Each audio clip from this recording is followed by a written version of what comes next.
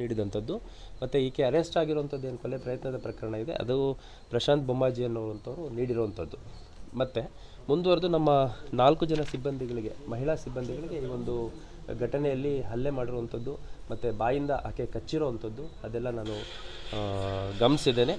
ಇದರಲ್ಲಿ ಕಲಾವತಿ, ಚಂದಾವರ್ಕರ್, ಶಕುಂತಲಾ, ರೇಖಾ ಮತ್ತು ಮಾರ್ಗರೇಟ್ ಅನ್ನೋ 4 ಜನ ನಮ್ಮ ಮಹಿಳಾ ಸಿಬ್ಬಂದಿಗಳಿಗೆ ಈಕೆ ಹಲ್ಲೆ ಮಾಡಿದ್ದಾಳೆ. ಮತ್ತು ಒಬ್ಬರು ಸಿಬ್ಬಂದಿಗೆ ಈ ಹೊಟ್ಟೆಯ ಭಾಗಕ್ಕೆ ಭಾಳ ಘೋರ ರೀತಿಯಲ್ಲಿ ಕಚ್ಚಿದ್ದಾಳೆ ಕೂಡ. ಸೊ ಒಟ್ಟಾರೆ ಘಟನೆ ಇದು.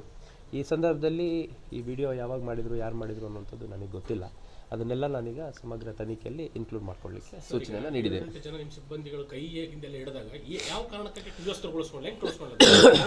ಈಕೆ ಹೇಳ್ತೀನಿ ಕೇಳಿ, ಈಕೆ ಕೇಳಿ ಒಂದು ನಿಮಿಷ.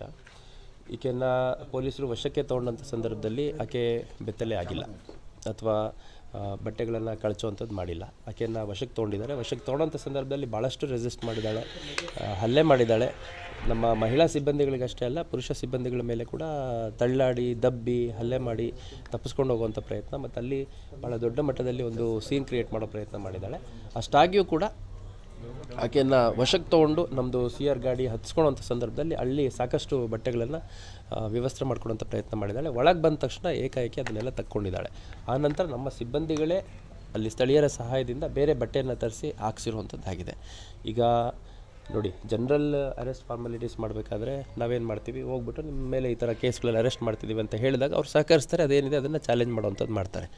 ಈಕೆ ಈ ಹಿಂದೆ ಈ ಹೊಸ ವರ್ಷದಲ್ಲಿ ಈ ವರ್ಷದಲ್ಲಿ ಆಗಿರುವಂಥ ಪ್ರಕರಣಗಳು ಹೊರತುಪಡಿಸಿ 2020ರಿಂದ ಒಟ್ಟು 5 ಪ್ರಕರಣಗಳು ಈಕೆ ಮೇಲೆ ಇದ್ವು. ಈ ವರ್ಷದಲ್ಲಿ ಒಟ್ಟು 4 ಪ್ರಕರಣ ಸೇರಿದಂತೆ ಒಟ್ಟು 9 ಪ್ರಕರಣಗಳು ಈಕೆ ಮೇಲೆ ಈಕೆ ಮೇಲೆ ದಾಖಲಾಗಿದೆ. ಈ ಹಿಂದಿನ ಈಕೆಯ ನಡವಳಿಕೆಯ ಬಗ್ಗೆ ಮಾಹಿತಿ ಇದ್ದಂಥ ನಮ್ಮ ಅಧಿಕಾರಿ ಸಿಬ್ಬಂದಿಗಳು ಹೆಚ್ಚಿನ ಸಂಖ್ಯೆಯಲ್ಲಿ ಮಹಿಳಾ ಸಿಬ್ಬಂದಿಗಳನ್ನು ಕರೆಸ್ಕೊಂಡಿದ್ದಾರೆ. ಈಗ ಕೇಶವಾಪುರ ಠಾಣೆಯಲ್ಲೇ 8-9 ಜನ 10 ಜನ ಮಹಿಳಾ ಸಿಬ್ಬಂದಿಗಳಿಲ್ಲ. ಹಾಗಾಗಿ ಇನ್ಸ್ಪೆಕ್ಟರ್ ಅವರು ACP ಅವರಿಗೆ ಮಾಹಿತಿ ನೀಡಿ ಹೆಚ್ಚುವರಿ ಮಹಿಳಾ ಸಿಬ್ಬಂದಿಗಳನ್ನು ಮತ್ತು ಒಂದು CR MT ಗಾಡಿಯನ್ನು ತರಿಸ್ಕೊಂಡು ಆಕೆಯನ್ನು ವಶಕ್ಕೆ ತೊಗೊಳ್ಳೋಂಥ ಪ್ರಯತ್ನ ಮಾಡಿದ್ದಾರೆ. ವಶಕ್ಕೆ ತೊಗೊಂಡು ಗಾಡಿ ಒಳಗೆ ಹತ್ತಿಸ್ಕೊಂಡ್ಮೇಲೆ ಆಕೆ ಬಟ್ಟೆಯನ್ನು ತೆಗೆದಿರುವಂಥದ್ದು. ಆಮೇಲೆ ಸ್ಥಳೀಯರ ಸಹಾಯದಿಂದ ನಮ್ಮ ಸಿಬ್ಬಂದಿಗಳೇ ಆಕೆಗೆ ಬಟ್ಟೆಯನ್ನು ಹಾಕಿಸಿ ನಂತರ ಏನು ಕೇಸ್ ಇನ್ವೆಸ್ಟಿಗೇಷನ್ ಮಾಡಬೇಕು ಅದನ್ನು ಮಾಡಿರುವಂಥದ್ದು ಭಾಳ ಸ್ಪಷ್ಟವಾಗಿ